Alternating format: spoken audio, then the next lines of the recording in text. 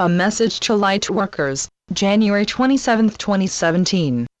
The latest guidance from the galactics, Earth elementals, ascended masters, fairy elders, and angelic beings known as the collective. Greetings, dear ones. We are pleased to have this chance to speak with you today. Our writer has a few questions for us today, and so, we welcome you to our discussion. Caroline, what can we do about the fact that so many people are feeling angry and disempowered now? There is also a ton of divisiveness happening in the US. Social media is full of vitriol against one president or another. What is happening energetically, and how can we help to raise these energies to a higher level? The collective. What is happening energetically, dear one, is nothing less than an earthquake within human consciousness. Much of this has to do with the shifts being felt astrologically at present. But as well, there are new light codes and new informational light data coming to Earth from various places in the universe via the great central sun. And Earth herself has entered a new era, a new reality.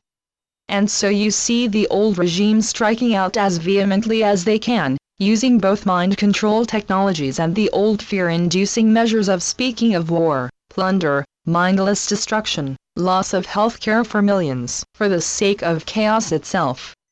You see the false bravado in the claims of power that are baseless or empty, and they are recognized as such by many around the world. And within the United States itself, there is great worry, from those who are feeling the effects of both word energies and the technology that broadcasts dense energies, as well as images of power misused. Not so many there are seeing through the process in a complete way, seeing through the deceptions, let alone attempting to rescue higher meaning from the swirl of emotional reaction. Now, if you were to step back a bit, and look at things from the perspective that this is old toxicity coming up to the surface, and realize that it must come up, things must appear to be getting worse, before they can improve, this puts a different face on things.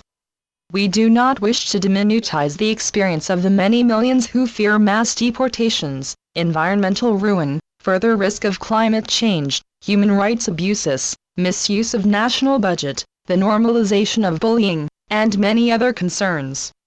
These are significant issues, and it is understandable that those who feel the urgency of the moment would be up in arms just now. But understand that, as we noted in our last message, this is not all that is occurring. And it is possible, regardless of which side of the political fence you sit on, and the time has come to dissolve that fence, it is possible to establish a place within yourself of peace and calm.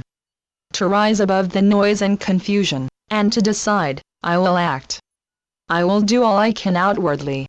But I will also use my visualizations and active ability to send light and higher love to every corner of this globe.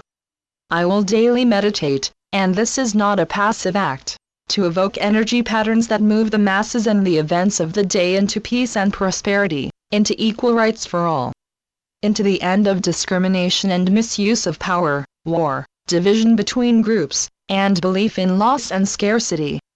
We are not alone, and I will carry the presence of so many higher beings, particularly the power of the divine feminine, forward with me, and spread that beautiful realization and presence through my own presence, spread it all over this earth. This is what the indigenous elders, and often, an entire tribe, would do, for many thousands of years, to handle problems such as the possibility of war, environmental disaster, illness, extreme weather, or other difficulties that could bring down the vibration of their entire tribe. They would gather and decide which of the universal powers they needed to call upon, which gods or goddesses, which energy factors, and which patterns of higher light to address a particular problem. Then they would enact either a known ritual or create a new one. And this ritual was not merely to raise the spirits and outlook of their own inner selves, or that of the tribe. These were sacred moments of active co-creation. In these moments of chanting, song, dance, or prophecy, vibrations were enacted that shifted the outer reality of the tribe, so that they were actively and consciously moving into another reality, another timeline, or a new manifestation that was so profound, they were in some ways moving to another, higher vibrational timeline.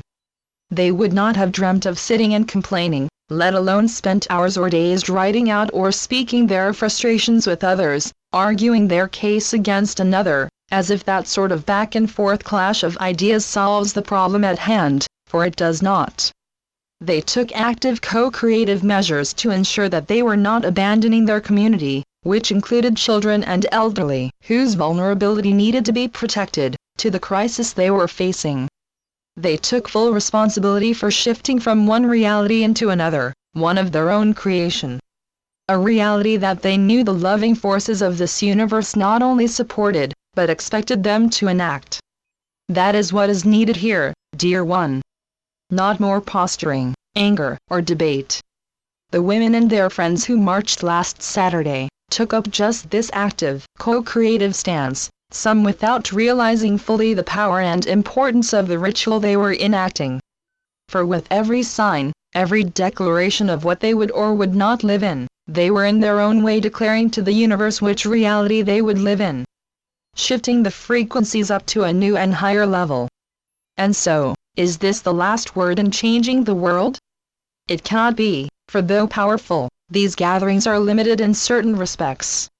Those in power notice them, but tend to wait until they subside.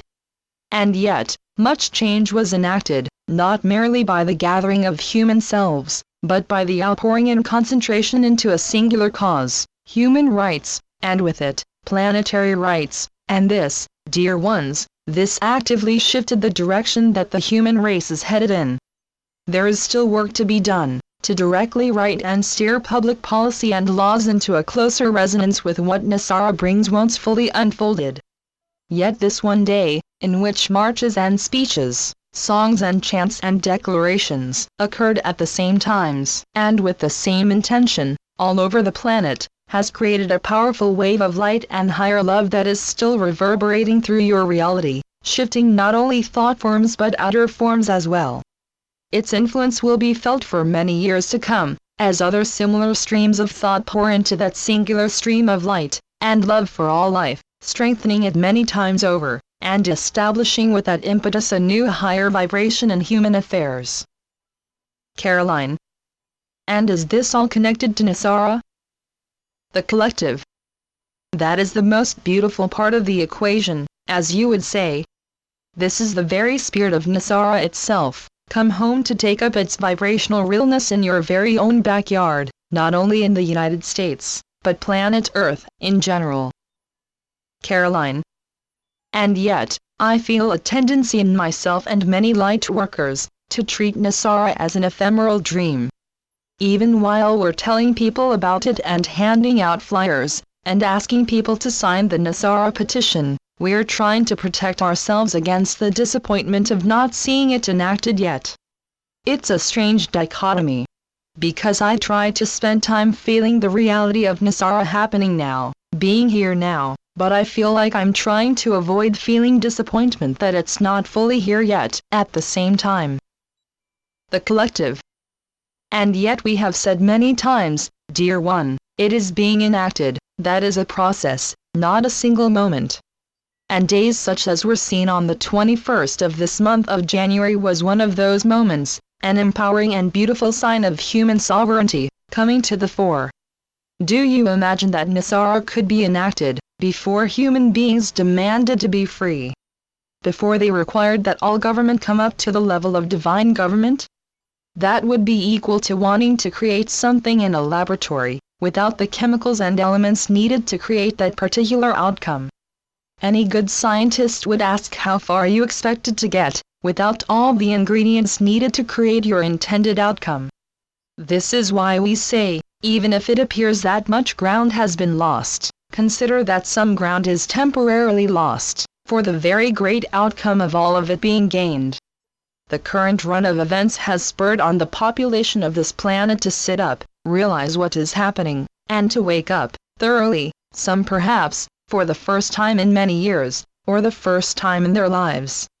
Nothing less than the awakening of an entire planet is occurring now, dear ones. And so, do we wait for you?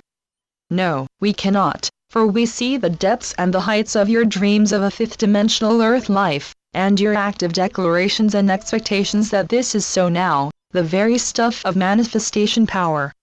For this is a moment you have created, to spur on not merely a disturbance in the force, the stars and planets have brought you that already, but a great awakening, spread across your earth, whom you are protecting with every fiber of your being, every bit of heart power you possess.